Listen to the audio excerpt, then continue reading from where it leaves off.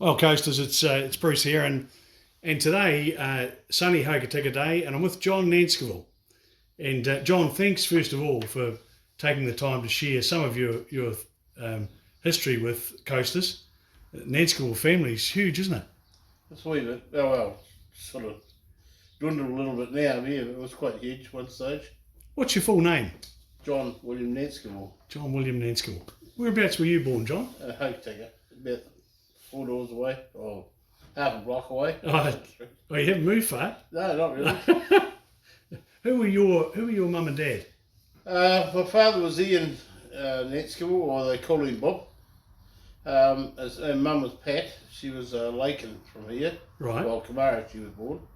And they've since passed on, but yeah, most people will know them. What did your dad do? Dad worked for Western County in his heyday as a temporary job that lasted 45 years, I think. He never actually got a full-time job with them. Right, look, his name comes up often when you look at the records there. So, when you come out of the home, when Mum bought you home, where'd you go to? Where was your first home? Woodstock. And was that the family home all the way through? Family home right through, yeah.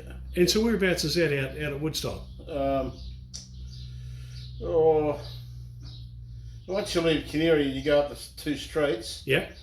And you come across a group of houses. Well, this is about the now is about the 1, 2, 3, 4th or 5th on the left, and they're right on the corner. It's an older house backing off the road a wee bit towards the river. And the house is still there? Still there, yeah. Fantastic. Kim Judd owns it now. Okay. Since passed it on last year. Yeah. Yeah. So, do you have brothers and sisters? I have a brother Peter lives in Woodstock still, in one of the old Nancekivell, relations houses. What else? Yeah, my sister, she's over in Sweden, and like I said, since Mum passed on, well, there's not many Nancekivell's left. Not so many. Now, tell me, what did you, when you were growing up? I mean, clearly you lived by the Hoki River.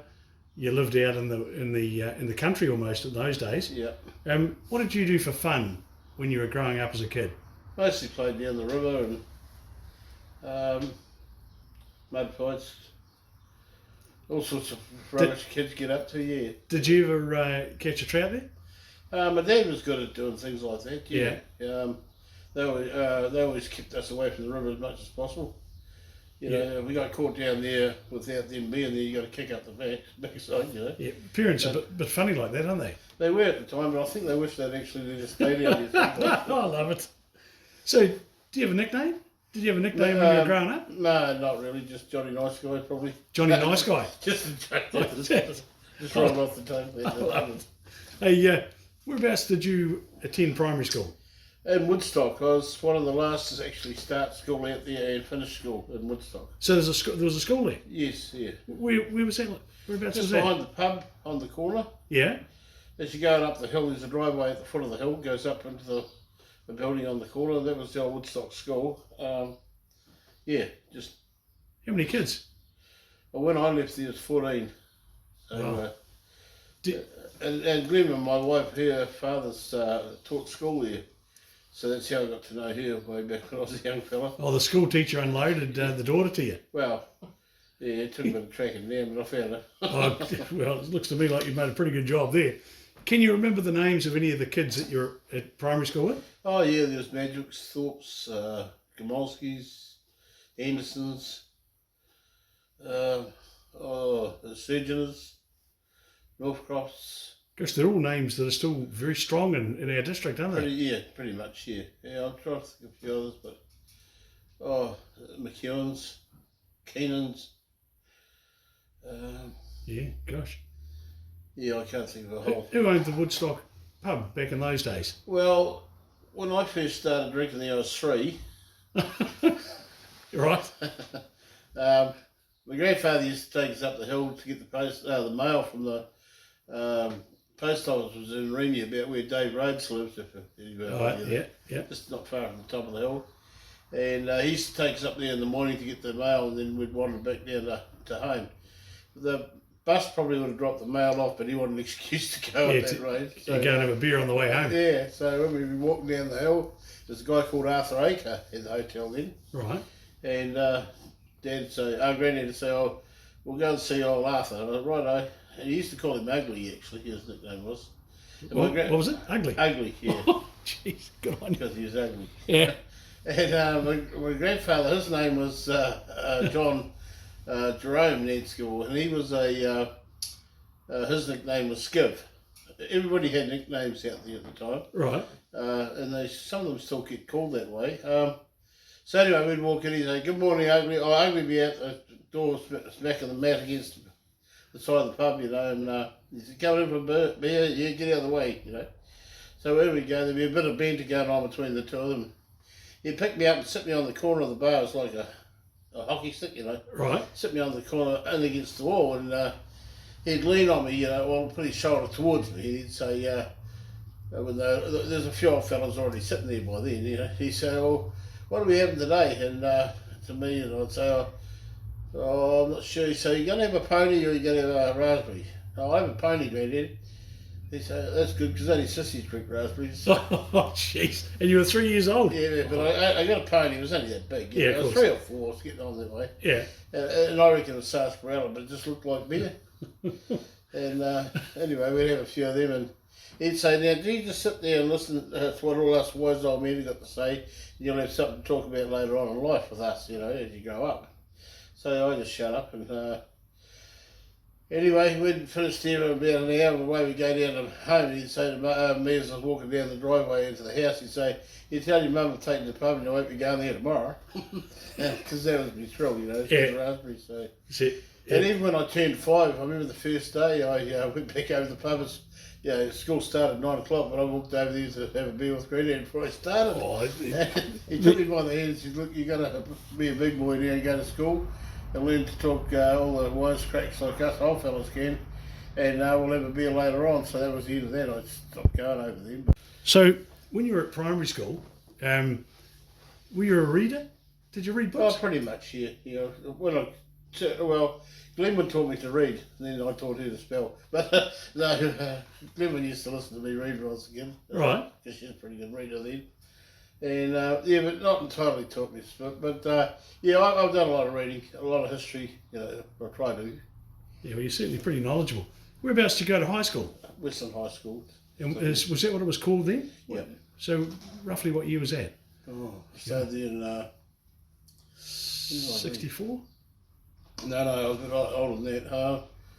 68. 68? Yeah. Okay. Because when decimal currency came in 67. No, actually, I might have started in 69 because we have a reunion now. We've got class of 69. Oh, okay. And we call it the class of 69, so that's when it would have started. Yeah. Should be a decent reunion from that Oh, class. it has been. We've had about 4, I think, but we tried to have one this year, but the COVID buggered it up for us. So What was your favourite subject at high school? going home. I don't know really. Anything that didn't involve too much thinking, I suppose. But I quite enjoyed social studies and that type of thing, yeah, and English. Did you have a favourite teacher? Was there one that stands out where you think he did a good job or she did a good job? I actually have got one. She's actually turned out to be quite a good friend. Her name was Susie Craw, but her name now is Susan Barlow. Right. Yeah, really quite a good sort of teacher. She was pretty young at the time, and she wasn't a hell of a lot. She's only 8 years older than me, I think. Gosh. If that. So she might be 7 or 8 years older than me, but at the time she was an older lady, you know, older person. So yeah. Of course. Did you play sports? Yeah, I played rugby. Because I come from Woodstock, we didn't have a lot of interaction with rugby and that as a primary school because we only had 14 kids, and you know they used to send us to town to have a play with different schools. Yeah. And we used to go down and play like a game of Scrag and Canary every now and again just to think we're playing rugby every week. But but then I went into Western High School. I was captain of the third 15. Vice captain of the second 15, and it was only my height probably slowed me down getting any higher in the game. What sort of position? I played halfback most of the time. Yeah. That figures. Or you get a little bit of hooker, but Yeah. mostly halfback. Yeah. Well, now look, if you had a close friend back in those days at high school, Yeah. how would he have described you? Oh, yeah. Would you be a cheeky bugger, or would you be quiet, or would you be Probably just the average. Probably smart ass.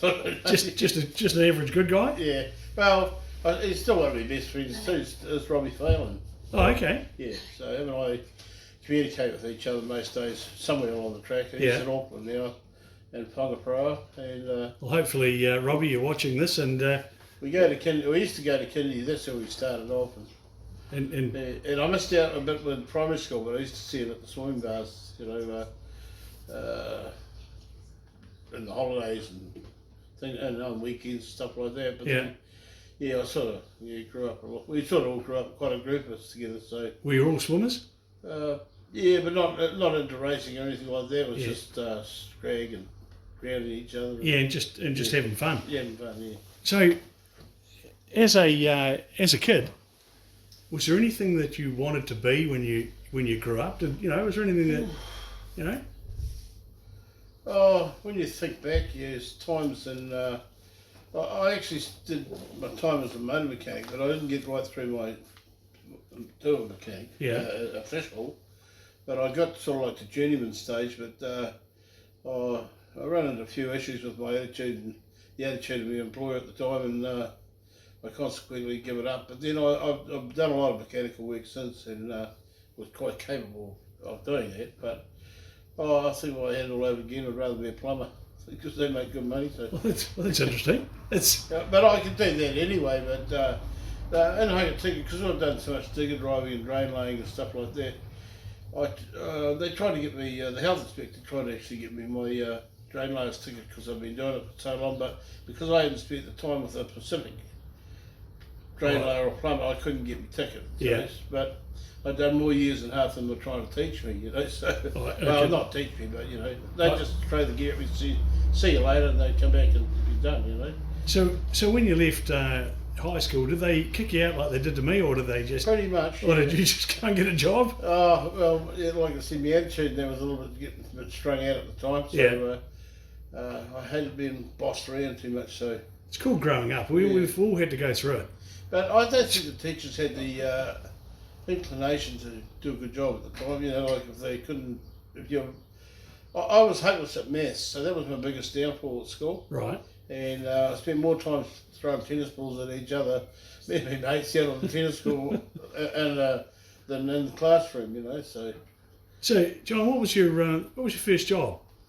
Well, I'd done lots of work over the years. I worked for, if you could call it a job, it was State Farm, as on the school holidays and things like that. Yeah. So what did you? Where's the State Farm? Out at Canary? Woodstock. Oh, Woodstock there. Woodstock, yeah. And what did you do there? Well, actually, we used to get a holiday job, shearing and stuff like that. Yeah. And in between time, we used to go up there the weekend, and the payment really was learning to drive the tractors and the trucks and bits and pieces like that. And it'd give you a knowledge on, you have to learn to fence and drench sheep and. Did you enjoy it? Yeah, I did actually. Yeah, and when I left school, my intentions were to try. I tried to get a job, apprenticeship as a panel beater in Hokitika, but it didn't happen. Who was there then? I guess Doug Graham. Doug Graham, yeah. My uncle was actually the foreman there, Tony Lakin. I remember Tony. Yeah. So, but I think they sort of thought at the time that they had this thing about being related, that there might be a conflict of interest or, like favouritism and all that sort of thing that went with it. So it sort of didn't happen. But then they employed I can't really say why, but they employed a guy and he didn't last 5 minutes, so they could have employed me and I stayed there, You'd have been there 45 years. Yeah, well, probably. That was quite a good job doing a panel beating. I was quite good at fixing cars and things like that. So I've already had the ability. Like my dad taught me things because he worked at the Western County. Every Saturday, second Saturday, they did what they call a grease up on their trucks, and they'd spend 3 hours doing all the maintenance and keeping the trucks washed and cleaned and greased and things. And he showed me where all the grease levels were on the truck, what tire pressure should be. So all before you were really in a full-time job? I was only a kid, So I learned to do machinery and vehicles and how to look after and respect them. You know, like most of my trucks and cars and diggers have always even looked like brand new when I hopped out of them. You know, so. So what happened after the State Farm? Where'd you I go went, then? I went down to Ross Motors. The thing was I got this apprenticeship down there. Right. Well, I actually applied for a job in the tyre bay. He said, "Oh no, we'll take you on as apprentice." Well, So apprentice mechanic? yeah.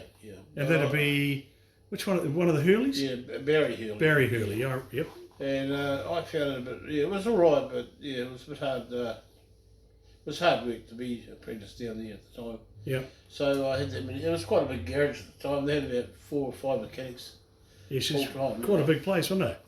Yeah, but the old, I think the old abuse of the, what do you call it, apprentices went on fairly heavy there in those days. I was an apprentice electrician, and they were pretty tough on the apprentices. They were, and they made life healthier sometimes. But, Yeah. And so what happened? So you moved on from Ross well, Motors? yeah, I did. We had a bit of dust up there, and I said, right, that's it, I'm out of here. Yep. And I went up to, went and got a job in the forestry with, our cousins were in the forestry at Harry, Ted Rooney, but I got a job with Marwick up here. I went and seen him, and he said, "Oh yeah, no problem at all. Start on Monday. You know, this is on the Friday. Yeah. And Monday started work with him, and I really enjoyed it. It was good to be out in the bush. I did a bit of cruising and counting trees and going out in the bush and mapping the areas. And was that for Forest Service? Forest Service, Yeah. And I learned how to all the trigonometry and stuff I couldn't learn in the classroom. I actually learned out on the field, and I learned how to triangulate and find different.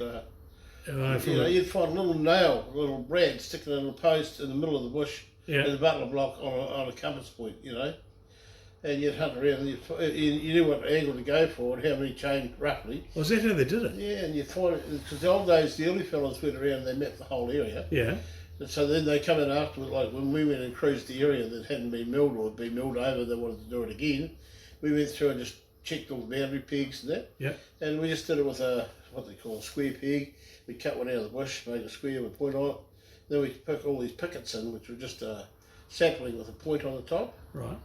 And you give you start off with a compass point on that square peg, and then the guy you set away in front of you with a picket, you'd get him to move around till you lined the picket up with your compass. Yeah. Through the little slot, and you'd get him put the peg in there, and you just keep going, say for 30 chain, you'd find a little hunt around, you'd find where if you're within Kiwi, you'd find this little peg with might be all right the way, but one nail sticking up in what was left of the. She's in the undergrowth. Yeah. And so it was the idea of you create an area. Is it to count the trees? Yeah. So measure them. Yeah. What were the trees out there? A lot of rimu? Well, mostly Renu and Mero, yeah. Some big trees out there. Yeah, there's no beach. There was no beach in the areas down here. Yeah.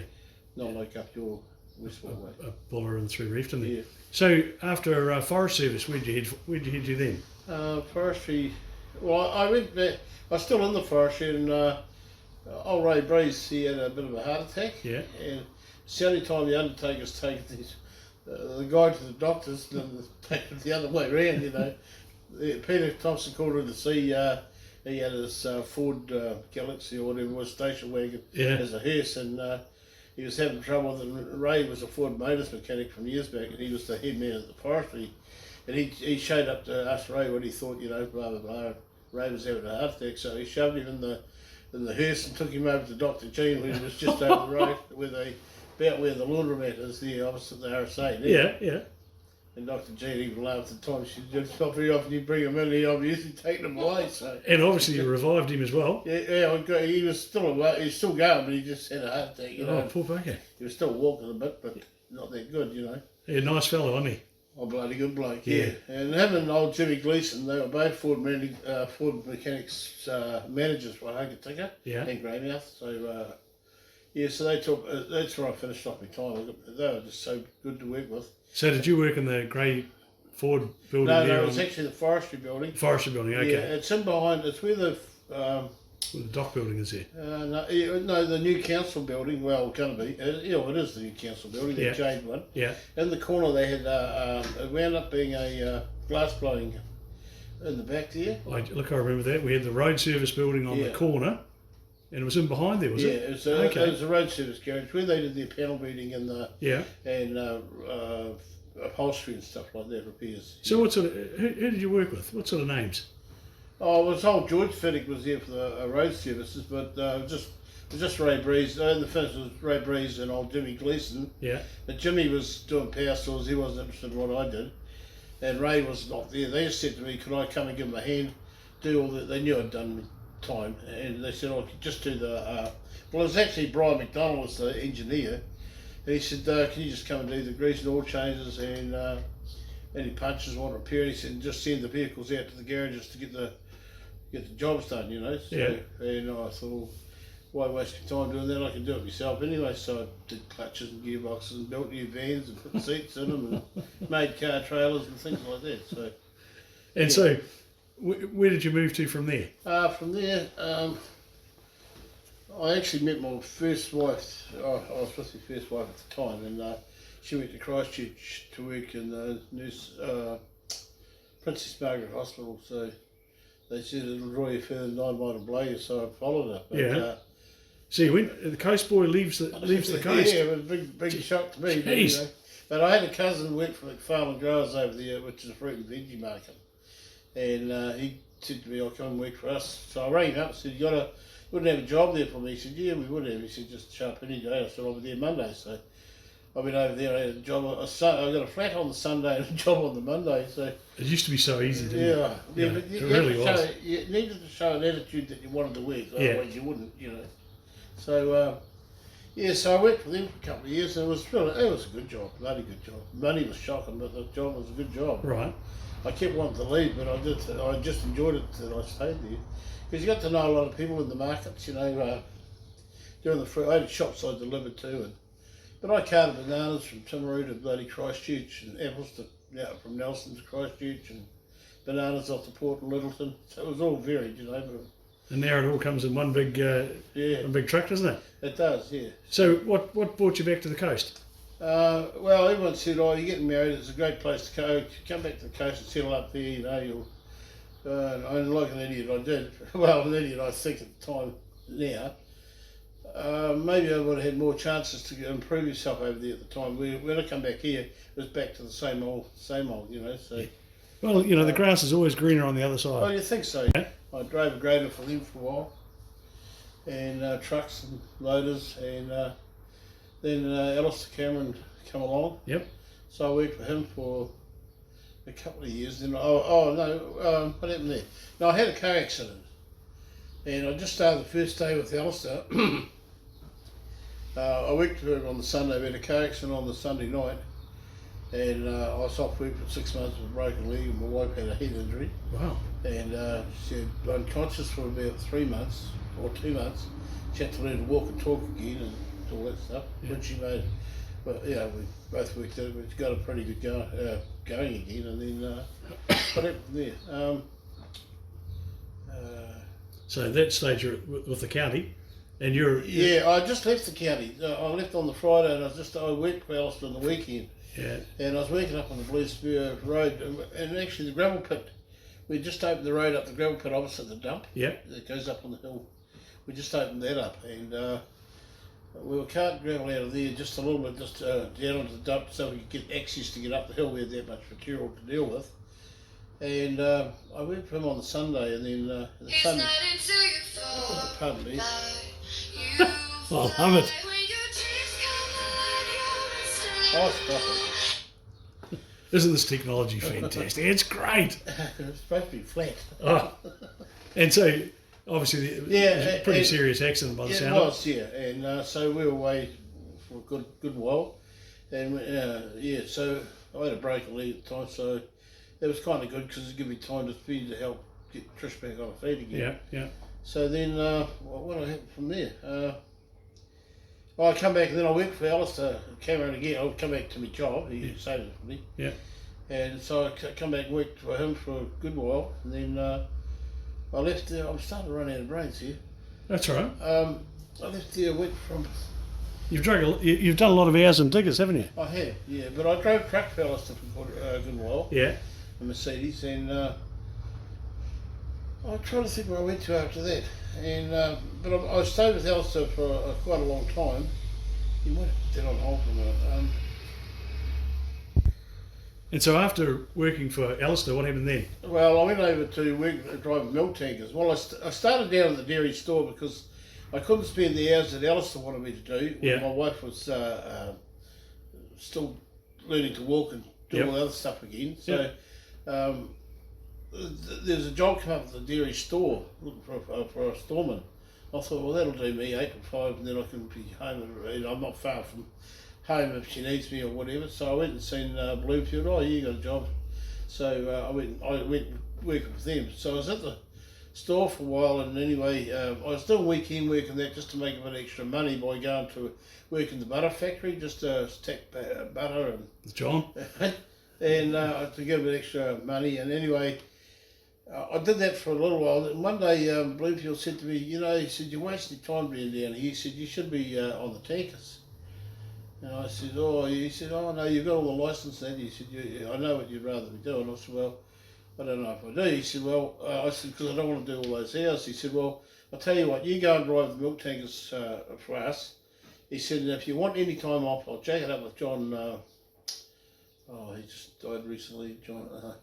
Anyway, he said, I'll jack it up with him. If you need time off, it's not a problem. You just ring up and we'll deal with it.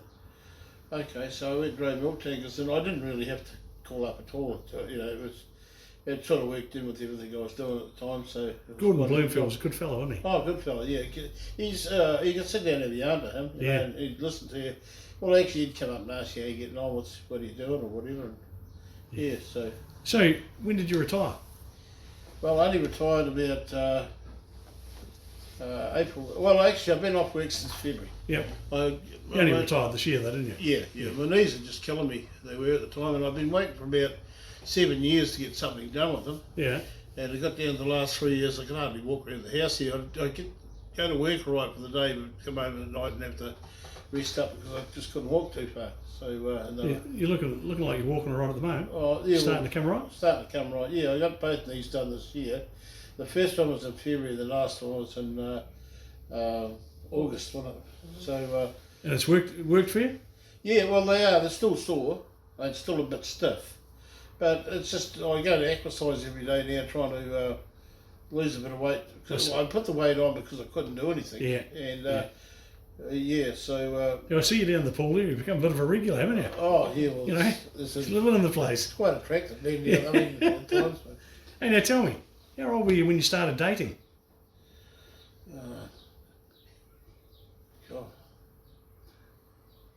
About 14, 15. Do you remember your first date? Oh, kind of. Yeah. Was it a real date or was it just a kind of a... Oh, kind of. You looked across the room at her and said, yeah, I really like you. Was it one of those? Sort of like that, yeah. We went to the pictures and, sat about 4 feet apart. Yeah. Yeah. Then went back and told the boys that you'd held a hand? I think I might actually held a hand, but that's about as far as it went. I was too scared to think about anything else. Hey, when did you meet your good lady? Yeah. When I was 5, I met her. When you were 5? When I was 5, going to school, with her parents, at Woodstock school. Yeah. So then we got together, 21? Dad taught us both. We've been together 20 odd years now. We have. Yeah. Wow. And you met when you were 5? When we were 5, yeah. It's a love story, mate. Well, yeah. Isn't it? It is. It's a pretty good story. My first wife, she's a good lady too. No. Person, but just things didn't work out towards the end because of hereditaries and accidents and stuff like that. Yeah. So, first date with, how do I say it? Glenwyn. Glenwyn. Yeah. Okay, that's easy. First date with Glenwyn. You remember that? Yeah, I It was do. when we come over. I'll be really careful. I came over from the weekend to the coast. And that's And what with got my me in girlfriend. And met up at the pub. Woodstock pub. She said, we'll go up there and see if there's anyone you know. And there was? Well, I saw John's mum sitting at the bar and, I wasn't sure it was John at the time, walking towards the Lowe's, and Ingrid called out, John, do you know who this is? He turned round and he recognised me straight away. Did you think it'd, could you tell straight away? Oh, yeah. Something was going to happen? Oh, no, not really, yeah. No, not then, no. That's great, isn't it? Well, of course we do. Now, what do you most admire about you know, Glenwyn. Glenwyn? Yeah, there you go. Sorry, it's a mouthful for me. What do you most admire about her? What's her biggest strength? Oh, she's looks after me like a bloody baby, you know, like through my disability with my knees and legs and stuff. Yep. She's had to do most of the hard yakka at times, you know, like mow the lawns and carry me beer into the car and It's a big job. that's the most important one. It's a big job. So she's been a bit of a rock for you. Yeah, and between us we got 3 lovely daughters and, Yeah. and family, you know. Like her girls call me dad as well, so that has to be faced. Probably a mongrel behind me back. Hey, look, No, they love you. yeah, and look, let's face it, 20 years is a long time. Oh, it is, yeah. know? Yeah, I've seen them grow up from kids, you know, and they're all adults now, so Oh, yeah. it's fantastic. So how many kids altogether? Three I've between got you? 2 daughters And I've got one. and John's got a And daughter. yeah, so that's the 3. Now look, John, did you ever meet your grandparents? Oh yeah. There's a lot of people have never met their grandparents. I knew my granddad on Dad's side, and Skip, and I found him dead actually on the floor in the hut, just down back home when I was 6. Right. And then I found my dad when he was dead. And Geez, don't come and visit me. no, anyway, yeah, I found him dead in the car. So Wow. yeah, Well, so just repeat that question a little bit. Oh no, I was more wondering about, you know, had you met your granddad and Oh yeah. your granddad's known for a number of early aviation feats, isn't he? Oh, not him particularly. His brother. His brother, yeah. Yeah. Okay. And the other, I'll mention my other grandparents was Bill and Pat Lakin. Right. He was post office exchange supervisor for years. He'd done a lot of contracting work for Faze and And he'd have been Tony's dad yeah, and Glennis. Glennis. Tony and Glennis, yeah, okay. Oh, isn't it a small world? It is. You got to be careful what you say around. Oh no, it's just what it somebody is. knows somebody who knows you. Yeah, that's it. Yeah, what about the aviation side of things?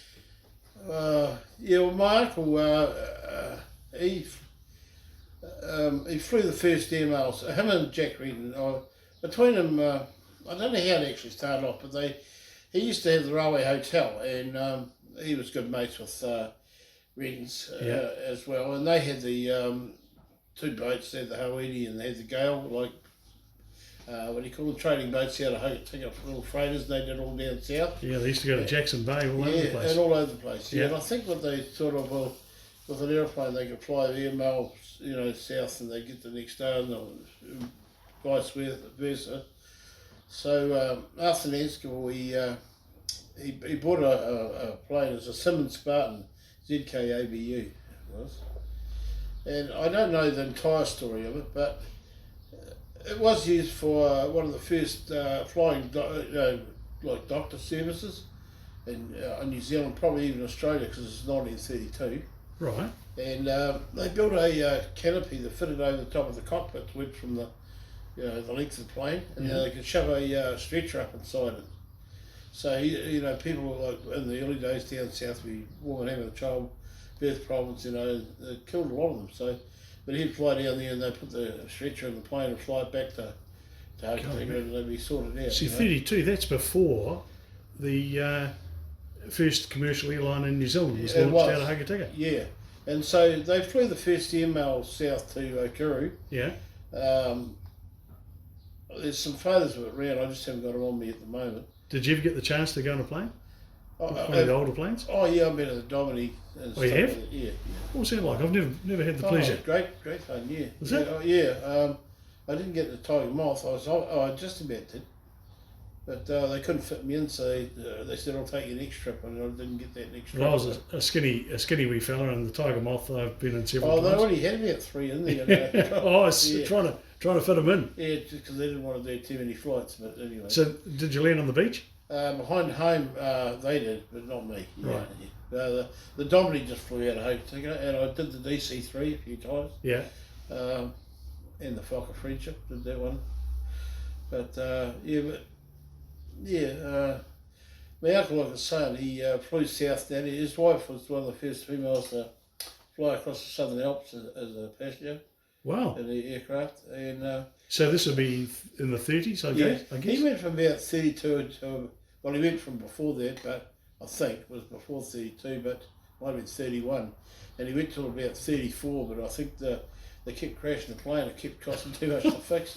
But in the old days, those planes weren't so reliable. Yeah. And you'd be flying to Christchurch and they'd not run out of petrol, but they'd get a fuel block, or the fuel wasn't that great, and they'd get an ice up, and they'd have to land in the paddock. And they'd have wooden propellers.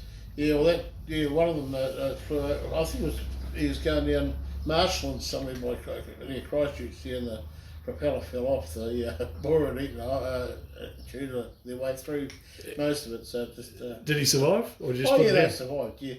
Yeah, they survived all their accidents. I think he might have got a broken arm or something in one of them, but another time he had to land on the Waimak riverbed, and that's what wiped the plane out, took the undercarriage out, I think. Yeah, it's pretty stony there. Yeah, so I think he sold out then to Mercer, well, that era, but... okay, so moving into that first commercial... Yeah, so right. they, a lot of people don't realise that the airstrip on the other side there, the Hoki River, was Renton's place owned the land over there, and they had their house and stuff over the other side of the river, and I'm trying to think who else. I think Mercer had a house there as well, but and the finish. So there's one house left there now. Yeah, there was two there. Okay. Yeah. I'm trying to think the other guy. They burnt down on him anyway. Matty Soren had the house. Matt Soren did. He did, and Matt and Leslie were there. Yeah, well that was their house that burnt down. Right. Yeah. And that's where the motor camp or the Motorhome Association is now. Yeah, there is now. Yeah, gotcha. Yeah. So so they more or less kicked the aerodrome off over there, and then through the war there, the Americans wanted a couple of decent fighter bases. Apparently, this is how it goes.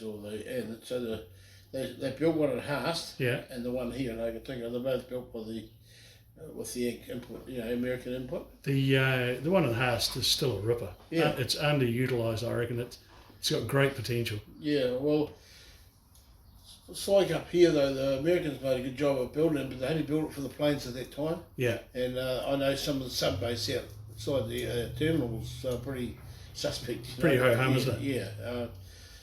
I've had to dig out a few soft spots there, and it's you're not far down and you're into bush and scrub and bits and pieces. So yeah. Yeah, big job to Oh, big job there. Yeah. John, during your life, what are some of the inventions that have happened that have changed your life? Oh, pretty much the car accident changed my life a lot. Yeah. Made me think about where I was going and what I was doing, and especially with. And then when my brother Ian, he died of cancer, that sharpened me up a fair bit. Yeah. Yeah, it was a very sad time, wasn't it? Yeah, it sharpened the whole family up actually. Yeah. But you just don't realise how vulnerable you are to just do 1 minute and go on the next. Yep. You're just a memory. And what about TV or phones or computers? I've seen the whole lot evolve in my lifetime. Like in a way. Microwaves. Yeah. Yeah. They all appeared, didn't they? Well, out at Woodstock there, we only had 3 power points in the home, and plugged sockets out of the lights to different rooms with a bulb on it. To get the lighting extended. Yeah, and things like that. And we had radio, and I remember everybody had to shut up while the news was on. And the old dad used to have the old stick at the end of the table, if you didn't eat your tea, whack, and there was none of this. I don't like sweet, you eat the buddy stuff. Yeah, it changed. It's certainly changed now, hasn't it? Oh, you liked everything in the finish, But yeah, we used to like, my brothers and I used to like tripe, and none of our wives like cooking tripe, but Mum used to cook it all the time. Yeah.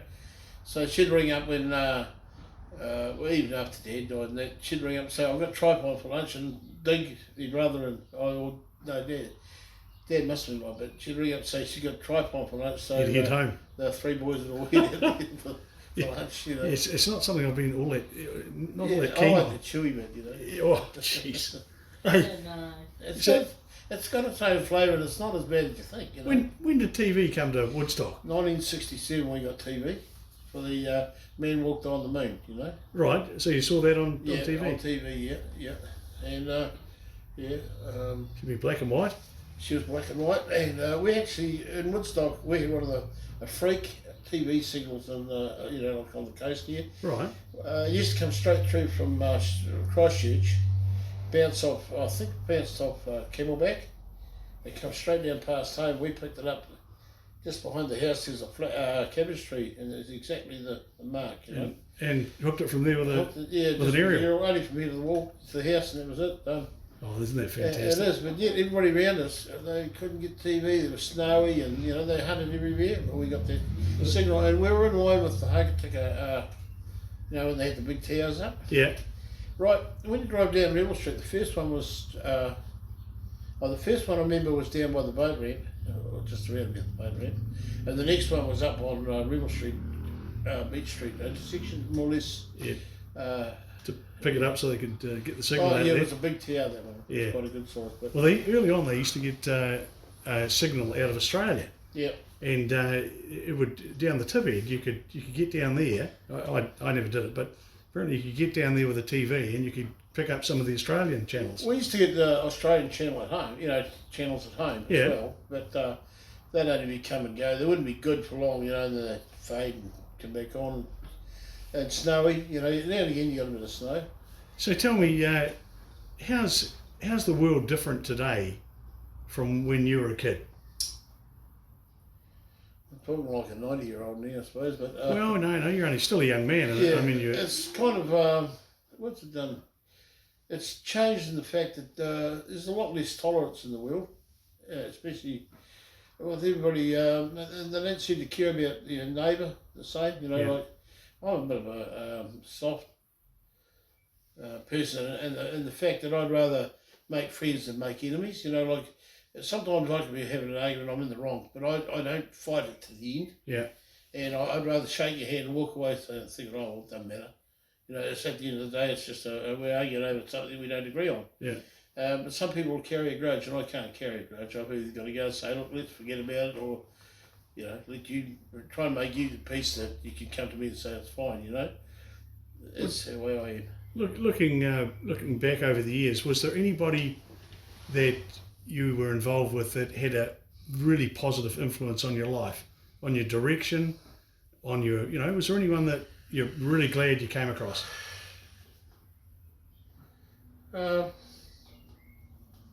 I think there's one guy years ago called Dinah Houseman. Brian Houseman was his name, Right, but they called him Dinah because he's dynamite. right, But he taught us young fellas a lot about, you know, I was saying working on the state farm at Woodstock. He gave us a lot of grounding on, you know, I'd go down and talk to him, he'd teach me about whitebaiting, he'd tell me how to whitebait, where to look for it, how do you find your best spot on the river, you know, and how to look for the current, where you best to put your net and things Yeah. like that. Yeah. practical things. Yeah, and not just that, he taught me fencing and, and just general, he probably taught me to be tolerant of other people as well, you know. Did the whitebait make it to Woodstock? Oh, hell yeah. Was it pretty good? Oh, yeah. Well, at times, yeah. People don't believe you, but I've seen 40 pound of whitebait in the middle of May, you know. School holidays. Really? Yes. Jeez. And Did you have a net? I can't say. No, it's that many years ago. You know, Yeah, of course. Yeah, nice. But yeah, no, there's always been whitebait there, even Christmas Day. Paddy's on Christmas Day. And so you'd whitebait because the regulations then allowed you to whitebait Oh, yeah, you can, pretty much wherever you wanted to, wasn't it? yeah, it did. But yeah, it was just quite amazing that they go on today about the lack of whitebait. They just don't know, you know, it's just, it's there, you know. It's, Yeah, and it doesn't necessarily turn up in between the 14th of this and the 12th of that, does it? yeah, and they keep saying about, I've been standing down the Hokitika River there, you know, well, out of Canary, you know, I lived across the road. I'd go down and have a look in the river now and again just to see what's going on. And the bloody whitebait would be just streaming up, you know, like Yeah, 60 pound and nothing, yeah. you know. I know what you mean. Have you ever met any famous people? You know, apart from Glenwood. Oh, I sat about from here the year away from Rod Stewart and Rachel Hunter one day at the Punakaiki Tea Rooms. Really? Yeah. Oh, now you're talking. Yeah. I went to one of his concerts. It was It fantastic. was about when they were here for a concert. But it might have been just after they got married. They're doing a honeymoon trip. Yeah. Yeah. Was she as gorgeous as what she looked like on TV? Yeah, well, she wasn't all flashed up, and he wasn't all that flashed up either. He was just his beard was quite long. He looked scruffy. He had an old jersey on, and Oh, he was love trying to travel incognito.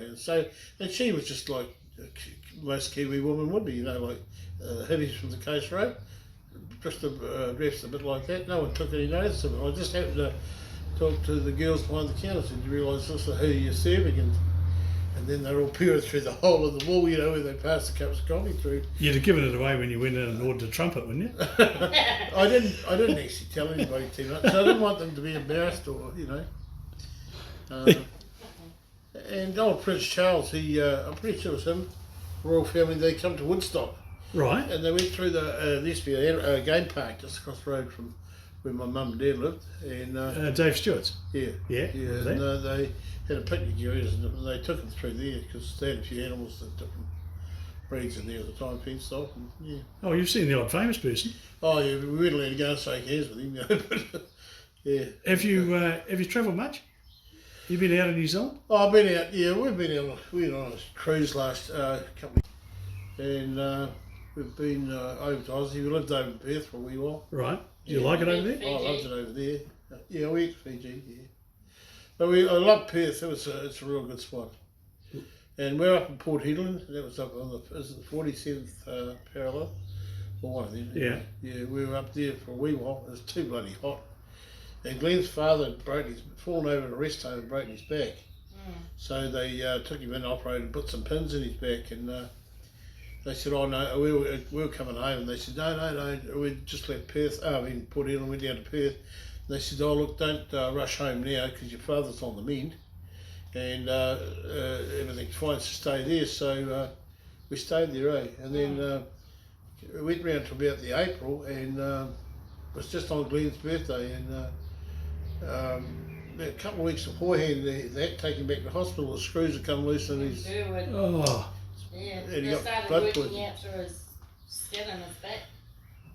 So he got blood poisoning or something, didn't he? So they rushed him put him back to the hospital and tried to fix him up, but he was too frail. He'd had about 12 or so strokes by this stage. It's really unlucky in life. Yeah. So have you been to somewhere where you've gone, gee, I'd like to live there? Oh, Perth, I'd love to live there. Was it Yeah. that good? Oh, that good, yeah. Yeah, and the other place I liked living too was Rangiora. Okay. Good place, Rangiora, yeah. Well, a lot of coasters over there. Oh, hell yeah. And the only reason I say that is I found at the time when my promotion that disintegrated, people went judging me all the time, for the fact that I'd parted company with my wife. And Yeah. where I found here, everyone was, Well, that's kind of human nature, and Yeah. look, that's just human nature. It's quite normal. It's not, I realised that, but that's what I was saying. I just thought, I'll get out of here. Yeah. And it was kind of good, But I like Hokitika. Hokitika's a fine place. There's no buts, but it is a good place to live. It's a good place to bring kids up. You need to have kids got to have a bit more of a future than just a dairy factory. They need more. Yeah, they do. To look at, Yeah. The climate's better here. It is a lot of ways. Yeah. Yeah. There'll be a lot of young ones who will watch these videos. Have you got a message for them? If you want to have a reasonable sort of a life, firm direction, have you got a lesson that you could pass on to them? Well, it'd take me a long time to learn my lesson, really, but in life. But I think if they just head down the road, that be kind to your fellow person, people that you're around, try and have an understanding of where they're at and what they want to do, and just try and have a positive outlook at which way you want to go with yourself, and be kind to other people. I'm starting to sound like our Prime Minister, but I think it makes a big difference in life. If everybody could get along, then we wouldn't have all these grudge matches. And I think we've always had grudge matches, but with social media but with social media and all these other media these days, things that were never ever talked about suddenly are in your face. It's like this hate speech thing and all that. I don't know who's dragging all this stuff in. I think the only reason there's hate speech is because somebody's making something out of what's been said. You know, when there's no relevance. Well, they think there's relevance. It's only doing it as a shit stir, not as a like most of it's just media. Doesn't add value, does it? No, it doesn't. It upsets me a bit. Yeah. And so what's ahead for the next 20 or 30 for you? Quietly retired? More beer? No. I don't know what we're going to do. We bought a caravan, so we intend to start cruising around like everybody else with a snail on your back, like your home on your back. Yeah. Be able to just travel around. I want to do. But our next excursion is we want to do caravan. All around. I went up to Mokanui and had a look around one day. I want to have a decent look, without rushing, so I can go and explore something every day and have a look around. Well, caravan's perfect thing for it. That's dead right. And you can unhook it and you can drive your car somewhere else. Mokanui's interesting, isn't it? Yeah. It's a neat place. And Senville, I remember Senville being different. Yeah. I think there was a 2-story hotel and stuff in there when I first went there. That's all gone now, but I could have also been thinking about the one at the big pub. No, not Mokanui. What's the one?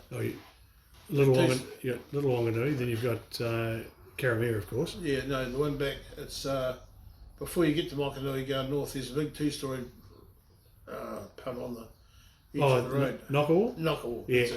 Yeah, well, I guess, a great place for a few beers. Yeah. When you go to Karamea, there's a guy up there, Simpson, and we had the pleasure of calling in on him, and you can wander up his gate. He's a really nice guy.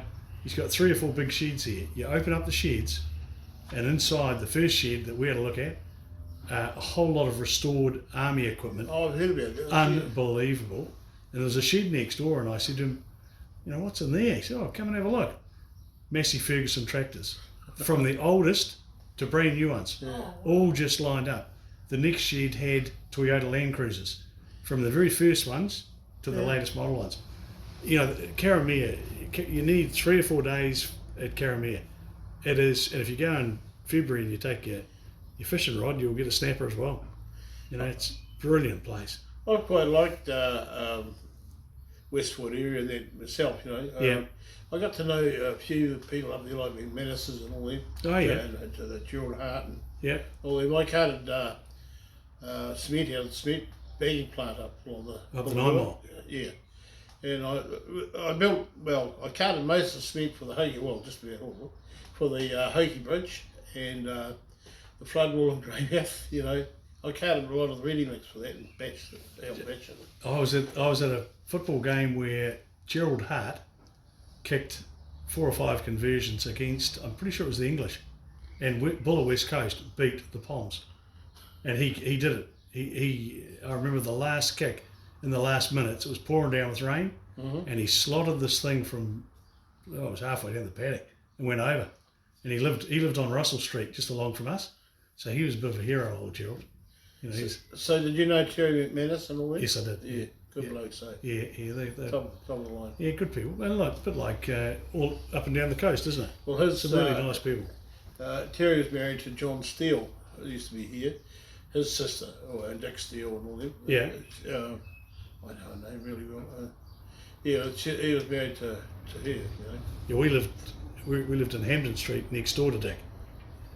He lived on the corner there, in the old place on the corner. Yeah, I was going to Hampden Street. The one in Westport. Yeah, no. Yeah.